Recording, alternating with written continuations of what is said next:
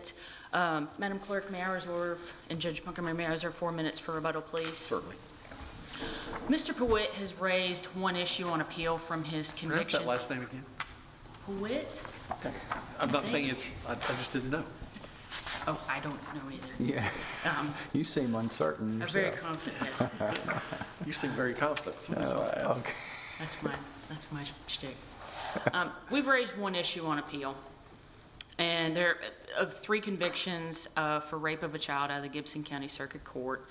The issue is being raised under plain error because the real attorney that Mr. Pewitte hired in the trial court did not raise it in his motion for new trial or raise a contemporaneous objection. And that is an insufficient or an erroneous election of offenses. I don't think I am misstating that. I think the state and I are both pretty much in agreement, or at least don't disagree, and the state will hopefully correct me if I'm wrong, that there was a difference between the facts that were elected at the close of the state's case in chief, what the state mentioned in its closing argument, what the state mentioned in its rebuttal argument, and then what the trial court charged the jury with under the unanimity charge. Is there any difference between the facts that the state elected and what the trial court charged? In some cases, yes. In some cases, no. It looks to me like in 1 and 3 it's identical. 1 and 3, 1 is distinguished. I believe the trial court in count 1 excluded the location within the house that it occurred, but the same act of oral penetration, and I know we're not entitled to specific facts, it's Sure. just the That's act right. under election. And 3 were largely similar. 2 is a bit different. 2, the state elected vaginal penetration at the close of the case in chief, and the trial court just said private area. The victim testified to private area though, right? The victim testified, and in the forensic interview, that she was 6 at the time of the forensic interview, that she referred to both her vaginal and anal area as her butt. Now, the forensic interviewer was very good in getting her to clarify, and on most instances, she would say her bottom. There was one instance where I think the state mentioned its rebuttal closing that she, in the video, pointed to her vaginal area. I could not detect that on the video, but again, that would be for the jury to determine after I thought that looking. specifically with respect to the conduct that was elected in count 2, you're right, the state said vaginal area, but I think when you go back into the proof, I think the victim testified it was either vaginal or private area. Yes. So if the victim testified that it was a private area, there wouldn't be anything wrong with the jury instruction at that point, would there? Well, I think it's more complex than that, Sure. and I'll explain. I don't think the state and I disagree at all that the election that the state made at the close of case in chief, there was no problem with that. It was sufficient in that it narrowed down the act of penetration and the place it occurred within the house usually, and gave some kind of detail that would allow the jury to distinguish between that act and all the other acts that were testified to, because the victim in this case testified that these acts occurred, oral, anal, and vaginal penetration occurred every day for an 8-month period, basically, when she was in 1st grade. I think where we differ in this case and what this court will ultimately have to determine is our view of election, where the defense views it as a continuing process throughout the course of the trial that can become insufficient or can become erroneous when the state here mentions facts that are outside the scope of what it has elected before the jury. And I think the state has taken the position that the election that occurs at the close of the case in chief is all that this court is to examine upon appellate review, and under that scope, it's sufficient. And we've raised a few arguments with respect to the election case law matrix that is in place and other case law that is in place. For example, we used one of the elements of prosecutorial misconduct, not to allege such, but to show that you cannot refer to facts outside of the evidence in your closing argument, or it is inappropriate to do that. So we're under plain error, right? Yes. And so the second factor requires the breach of a clear and unequivocal rule of law. Clear. Let me hypothesize this. Let's say that I have an act that the testimony establishes 10 different discrete acts that occur. The election mentions 2 acts, because that's all that is needed really to identify that particular act. Are you saying that in closing, then, the state could not refer to more than the 2 acts, that it could not refer to the rest of the testimony, the other 8 acts that the witness actually testified Yes. to? You're saying, so what you are saying then is that the election itself must contain all of the facts that the state wants to emphasize in closing argument? Yes. Where is the clear and unequivocal rule of law for that? That's our interpretation of the election doctrine, of the case law made doctrine of election, to protect the act of the constitutional, constitutional protection to a unanimous jury verdict. That is the election Is this doctrine. an issue of first impression? I don't know if it's an issue of first impression. I know definitely the ancillary question that we've asked of whether or not it has to occur in the presence of the jury definitely is, because I could not find it in case law, and even in my own anecdotal experience, and I don't know Your Honor's anecdotal experience as trial judges, the only trial that I ever had with election was a bench trial. I think the usual practice is that it occurs outside of the Well, I think that jury. it is the usual practice, but I don't know that it's required. It doesn't, and the state raised that issue that they're not required to, but the case law really doesn't say one way or the other. And where we're getting so if there are 10 acts and they've elected 2, the state is then bound. They chose, by way of the election, to identify that offense by only 2 facts. If two, And so So- the whole purpose of the election, as I understand it, the only purpose of the election is to identify to the jury, hey, this is the episode we're talking about. She testified that it happened every day over 8 months, but this episode right here that she talked about, that's what we're prosecuting on.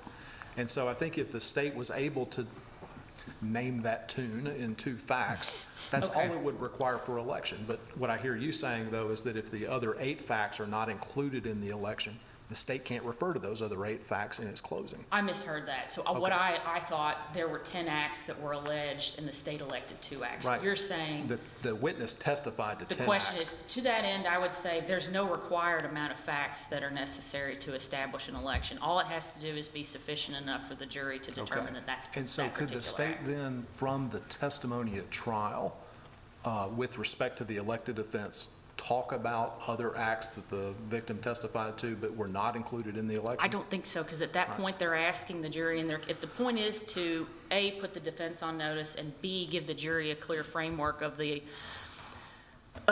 offenses that, or the acts that it's supposed to convict, I think anything after that is now introducing into their consideration for the jury. Like we've said, when they're mentioning acts of anal penetration, when they've not alleged any, or they've not elected any acts of anal penetration. What about this? What if the election itself were simply, ladies and gentlemen of the jury, you've heard every day these acts were happening. For count 2, we're electing the act that took place in the barn. And that's the only act that took place in the barn. I think what I'm hearing from your argument is that the state could not argue facts other than the barn. And so the state couldn't argue, okay, there was this penetration here, a defendant did this to the victim, did it on this date, that all of that is not fair game because it's not contained in the election? Is that right?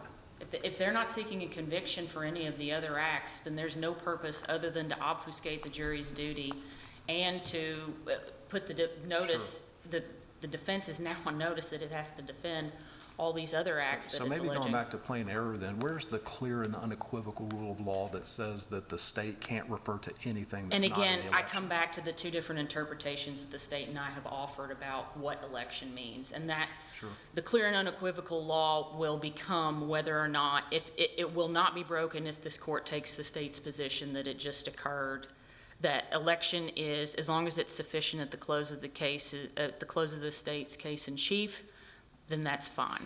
If the court takes our view that it's a continuing process, that according to election doctrine or election law, an improper election cannot be cured by a closing argument. An improper election, a jury instruction or unanimity charge is not an appropriate substitution. They're just things for this court to consider on review in determining how or whether that error was harmless. Here we're under plain error review. So I think in large part, whether a clear and unequivocal rule of law was broken will depend on whether or not this court takes our view of the election doctrine, which is something continuous that can be broken, or whether it's that discrete act that occurs at the close of case in chief. So let me ask the money question then. If there are two reasonable interpretations, I suppose that means there's not a clear and unequivocal rule of law? No. And to that I would point, and I've raised this not to indicate that there was prosecutorial misconduct. There were a lot of acts that were testified to. I had to make myself a chart, which I hope would be, that's why I'm not really referring to the facts. I think that'll be enough for the case, for this court to sort through. But there was a lot to sort through in this case. And I think where we differ is not necessarily just that one act at the end, but it's what is occurring afterward. Because the jury didn't hear anything at the halftime. What it did hear in closing was, we're going to tell you what to look for, but I'm not going to tell you right now. We'll do that in rebuttal. At the same time, the state is arguing, we proved everything that happened. And that, to me, is what opens it up to an election problem rather than a closing argument prosecutorial misconduct problem. Because at that point, the state has, we're off notice now, we're not going after these, we've proved all of them. And then the state mentions there was penetration and in her bottom, or in her butt. It did mention that she referred to both her vaginal and anal area as her butt, but then the state in closing didn't clarify that. And then it's compounded in the rebuttal closing. Yes, Judge Montgomery, I'm sorry. Is this a case where the judge, read the election before oral argument or as after? The judge read the election, the unanimity charge after closing argument. So the jury had no frame of reference? Up until rebuttal. Well, even then. Well, even after rebuttal. Even right? then, because Yeah. if the judge hadn't read it until after. So Judge Montgomery's question raises something that has been of concern to me. So we're talking a lot about what the state is arguing, but in this case, the trial court also told the jury that what the parties say in closing argument is not evidence. Sure. And if there is any difference between the evidence and what they say it is, you're to follow the evidence, and you follow my instructions. And so when the court actually gives the election essentially through the jury instructions, putting aside maybe count 2, but which we can come back to, but certainly with respects to counts 1 and 3, aren't the jury instructions really curing this whole thing? Because the court is saying, don't pay attention to them, that's not evidence. Your evidence was taken from the witness stand, and my instructions govern. And my instructions are telling you that for count 1, you can consider this, and for count 3, you can consider this. So doesn't that really take care of it? And it does not. Sure. And I know the state has pointed out, and they're absolutely right, that the jury is presumed to follow any of the instructions that the trial court Sure. gives What's the best them. argument against the state's position? So the problem with that occurs, number one, we have existing election law doctrine that states that unanimity charge is not an effective. At that point, when the trial court gave the unanimity charge to the jury. Sure, it's not a unanimity issue in my mind, it's just an identification issue. At least that's what I take your issue to be and what I see. So the trial court's identified for the jury the facts that it can consider with respects to count 1 and 3. Correct, and that's 2, part maybe of we the come back to it. unanimity protection of why it's doing it. That's right. So once the trial court has identified the offense, even though the state's talked about it already, but the trial court says, I'm identifying it for you, follow my instructions, why doesn't that cure the issue? Well, it's no different than saying, well, the state is allowed to do this, completely mess up, or broaden the scope of what the jury is hearing in 2 different closing arguments, and then tell them, never mind, don't worry about that. That should have been done in the process of the closing argument, in the process of rebuttal argument. It was not done by trial counsel. It was not done by the trial court, even though the trial court has a duty to charge the jury with specific acts when more than what is indicted or alleged in, at trial without us requesting it.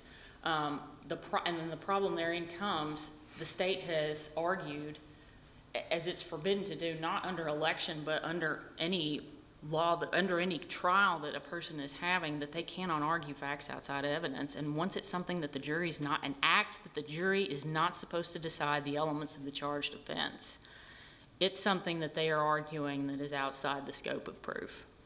And in a case like this is where it gets fact-specific, and it's not necessarily just the interpretation of the election doctrine. This child is 6 years old, testifying to 8 months' worth of acts, saying that it occurred absolutely every day in all 3 ways that someone can be penetrated. And there are very little markers or facts that are distinguishing it because they all occurred within 1 or 2 bedrooms. Or there was also the compounding fact that she testified that her brother who lived in the house did many of the same things and referred to those acts in the same language that she referred to Mr. Pewitte potentially violating her. So that's where the case-specific problem comes with the facts here, that they are so, there's so many of them, and it's so hard to define, and that's where election becomes, as I've argued in my reply brief, I think the problem here is you have the states given the benefit of the doubt with the broadened scope of offense dates in the indictment. Then it gets to narrow it down to the 3 different acts after the closest case in chief. It's given every benefit of the doubt to do that to prove its case, and then the state has argued in this case that that's somehow more important than keeping the focus of the jury on the conviction, which is what we argue is the problem with the election. It was sufficient when made, but it was something that can be made insufficient over the course. And again, whether the court takes the view that that's a clear and unequivocal rule of law under the plain error doctrine is going to be something that this court has to decide what election actually entails and how it can be derailed and cause a jury to not have a unanimous verdict. And I'm running out of time, so I'll turn the time over to the state. Thank you.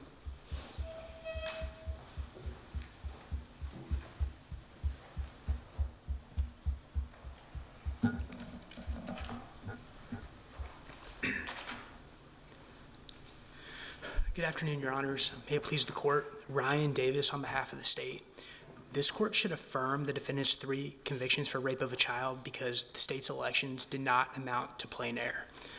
First, standard of review, we're all in agreement. It's on plain error review, no objection below, never raised below. And so we're on plain error. Judge Greenholz, as you pointed out, the defendant's theory on appeal seems to be a novel argument, and that can't provide a clear and unequivocal rule of law under this court's cases. Parts of it may, but parts of it might not. Let's talk about count 2. The state's election specifically was with penetration to the victim's vaginal area. That's not what the trial court charged. And in fact, what the trial court charged was in her private area, which is not an element of the offense, and was also the subject of different testimony at different times. That seems to be problematic even under basic election law where the purpose is to identify the offense. So how does the trial court's description of the election in count 2 pass muster? So, Your Honor, the state elected the private area count. When we talk about what the state elected. The state used a more specific description that was in accordance with the elements of the offense. Yes, Your Honor, but once it was a back and forth exchange with the trial court where, the state has a burden to protect the defendant's right to a unanimous verdict and serves the trial court, and it's a collaborative process. So they're going back and forth trying to come up with the election. So the election that was in the unanimity instruction is the election. And so it said private area. And so that election points the jury's attention to the, number one, we have the medical, Dr. Piercy, who testified to the victim's ripped hymen. And then we also have the portion of the forensic interview where the victim is describing this penetration, where she references her vagina, where she looks down. She's sitting in front of the couch, and Mrs. Kirby is talking about, she's like, now tell me a time when the defendant penetrated you, and the victim looks down, and she's like, I'm talking about this bottom, or this portion, or this part of my body. And so that is that's the election, that's what's going on in count 2. And the jury knew that. The jury, watched the forensic interview.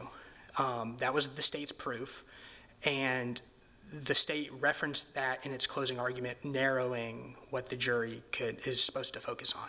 And so we think count 2 is fine. And there was no indication that the jury was ever confused. There was no indication that the defendant was confused. And so, count 2, the private area was talking about her vaginal area, and the state clarified that in its closing argument. It's a rebuttal closing But argument. that's not what the trial court charged. I mean, that's what I keep coming back to is that, you just said that count 2 was the vaginal area, but that's not what the trial court charged. No, Your Honor. The trial court charged, the act that occurred in the bedroom and the alleged victim was thrown on the ground and the defendant put his penis in her private area. So, yes, that's what the trial court, so if that's erroneous, then, we disagree, but If we're making the assumption that I think we're making, and maybe it's a proper assumption, maybe it's not. The assumption I think we're making is that's the only instance where she was thrown on the ground and penetrated. Because the description of private area could be several different things under the statute as it goes. And the state's not required to elect facts, but it is required to identify the offense on which it's proceeding. So I guess we have the assumption here that that's the only time that occurred throughout the testimony, that the victim did not identify another time like that. Is that correct? I think she testified, in the forensic interview, she described multiple acts of penetration. And she clarified the vaginal penetration. So the state elected private area. In the closing argument, the state pointed the jury's attention to the portion of the forensic interview where the victim is describing the penetration to her vaginal area. And we have additional facts. We have the defendant moving her legs. We have all this additional context that points the jury's attention to what the state wants it to consider. And so if the trial court's, if the specific election was erroneous, then it was harmless, given the state's rebuttal. And it's narrowing the focus down. I think it could only be harmless if it is true that there are no other acts that the victim described that would meet that election. Is that true? Your Honor, I think so. And the reason I'm hesitating. Your friend on the other side suggested that she charted all of this out, and candidly, that's what we had to do too. So what is your view of the proof? Your Honor, so our view of the proof is that, the forensic interview was the state's proof.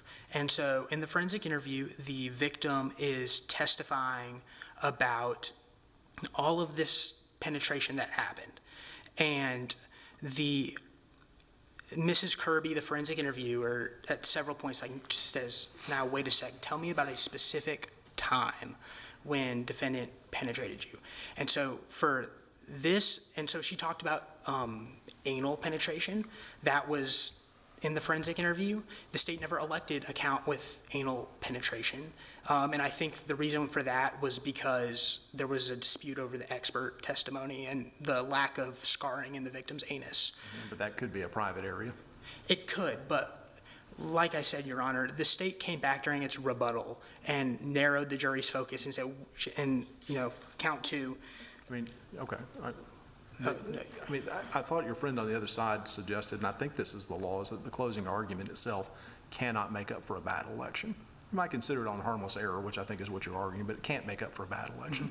So is the election bad because it's mentioning private area and the victim is testifying to multiple acts of penetration that could be in private areas? Your Honor, if the court goes that direction, we understand. And I'm not going to... I'm not suggesting. I'm just trying to figure out from your review of the record, is there more than one example of penetration that would fit count 2? I think not necessarily, Your Honor, because the victim is in the bedroom. She's thrown to the ground. The defendant is, and then he puts his penis in her private. And so I think that is sufficient on its own, because we also, it's the private. Is there, and once again, and I'm sorry to interrupt, is there any other testimony that would fit that election? I don't think so, Your Honor. So it's just that one example? I think so, and I think that is sufficient on its own. Okay. And I think we have like I said, the location and the defendant's actions coupled with the private area. And so that's sufficient on its own. If it is not, then we have the state's closing argument, which can hold the election, any error, harmless. And there, the state referenced the portion of the forensic interview where the victim testified, sometimes he got on top of me, sometimes he made me get on top of him. I tried not to do it, he just made me. What happens when he gets on top of you? He hurts her, and she points to her vaginal area. And that's kind of what's where the state was referring to in its forensic interview. That was the state's interpretation of what she was pointing to, correct? It was, Your Honor, and Because just a few more lines down, she goes, he puts it in another area. He put it in my bottom. yeah, sure. And so the victim referred to both areas as her butt or her bottom. But in the forensic interview, the victim, she's sitting in front of the couch, and she's having this discussion with Mrs. Kirby, and she clearly looks at, she's referring to her vaginal area. And I thought that was clear when I watched the forensic interview, and I'm happy to just rest on the video for that because I think it's clear. And so we think that, number one, no clear and unequivocal rule of law was broken. Number two, the elections themselves were sufficient. If count two wasn't sufficient, then any error was harmless. And then lastly, the tactical decision-making part of this. The defendant, during his closing argument, repeatedly referenced acts outside of the state's elections, despite knowing the state's elections. And the defendant talks about knowing, that the defendant was doing this to, attack the victim's credibility. And I think I agree that was one purpose of what was going on. But the defendant was also trying to hand wave and muddy the waters. And you could see that throughout the trial transcript, where he's constantly using vulgar language to describe what's going on. He's trying to, in essence, provoke the victim. And during closing arguments, I'm pretty sure there's several exclamation points in the record, that in the transcript, and the defendant is just trying to hand wave and avoid narrowing the jury's focus to any specific act. He's just trying to say, I didn't do anything, and wave his hands. And so his decision not to object to the state's elections, that was a tactical decision.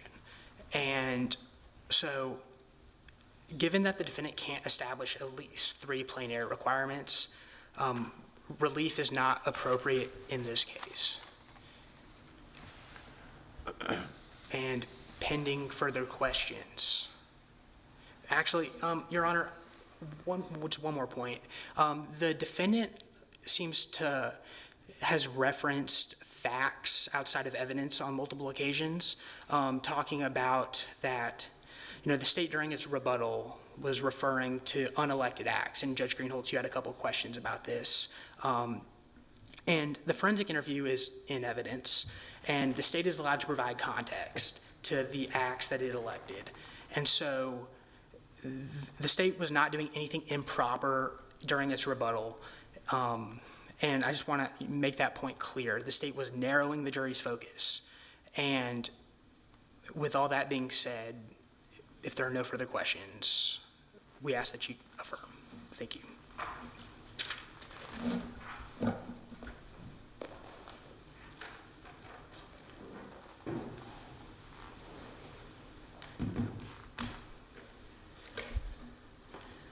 All right, so first, it is not providing context or narrowing to the jury to tell them within the first few moments of the closing argument.